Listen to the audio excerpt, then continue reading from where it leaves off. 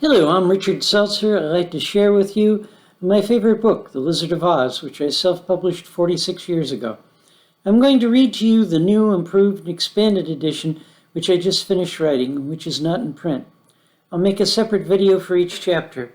The original edition had illustrations by Christin Couture. I'll show you one of those pictures at the end of this video. Chapter 15. The Mothers of Fact. After the lessons, Mr. Carroll led the class in the redcoats on a twisty road that led back to the river. He had a pocket full of magic coins, so they had no trouble getting back on Mr. Charon's ferry. And in no time at all, they were in another underworld. As soon as they got ashore, Kathy said, "Why, I've never seen such pretty clothes in all my life. Could you please teach me how to make clothes like that?" One of the three old ladies who were spinning and sewing said, "As a matter of fact, that could be very difficult." Mr. Carroll introduced them. "These are the mothers of fact, mishap, misfortune, and mistake." Kathy said, "I'd like to learn to sew like that." "So what?" said Misfortune. "Sew pretty clothes like you're making." "Those are very special clothes. They're costumes for our spring fete." "Fete? What's a fete?" asked Kathy. "Oh, that's a party. The way we do it, it's a masquerade party. Everyone wears pretty costumes and acts out silly parts. Our job is to make the costumes." "Can I help, please? Pretty please?" Kathy pleaded.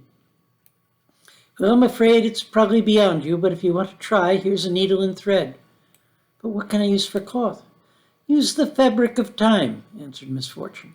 "That's what we use, but once you get into it, it's really quite simple. 9 times easier than regular sewing, just a stitch in time." Kathy felt silly sitting there with a needle and thread and no cloth, but she would have felt even sillier to ask again, so she pretended she was sewing. The other kids gathered around her and stared. "What are you doing, Kathy?" asked Mark. "I'm sewing, silly, can't you see?" she answered. "But you don't have any cloth. How can you sew without any cloth?" he asked again. "I'm just stitching time," she said. Misfortune. "Yes, and she's doing a fine job of it. She'll soon have it all sewed up." Mishap added, "Why, that's lovely, perfectly lovely. That's finer than anything we've ever made. That's a very special costume fit for a king." "For an emperor," said Misfortune. "That'll be the emperor's new clothes."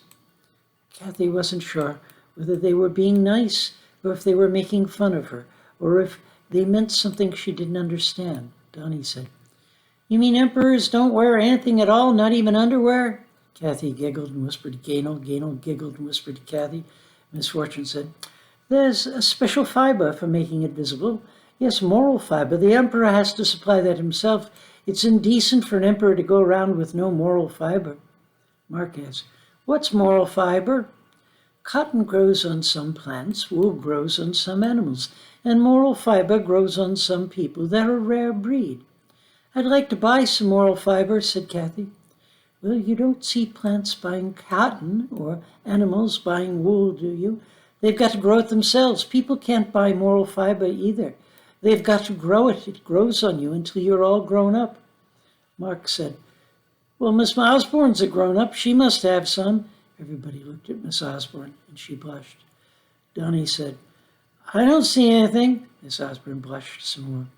Misfortune explained, "Just give her time, and it'll show. Yes, matched with the right time, moral fiber can be quite beautiful. Bright red, blue, and green. Really be very becoming even more beautiful." I'd like to show you a picture from the original edition of The Lizard, a picture by Christin Couture. These are the mothers of fact, mishap, mistake, and misfortune. I hope you enjoyed this chapter. Please watch the rest of the story. I'm making a separate video of each of the 27 chapters. Feedback's welcome. My name again is Richard Seltzer, as in Alka-Seltzer. My email is seltzer@seltzerbooks.com. All Things That Matter Press recently published 3 of my novels, Parallel Lives, Beyond the Fourth Door, and Nevermind. You can find those all at Amazon as paperbacks and as ebooks. They can be read in any order.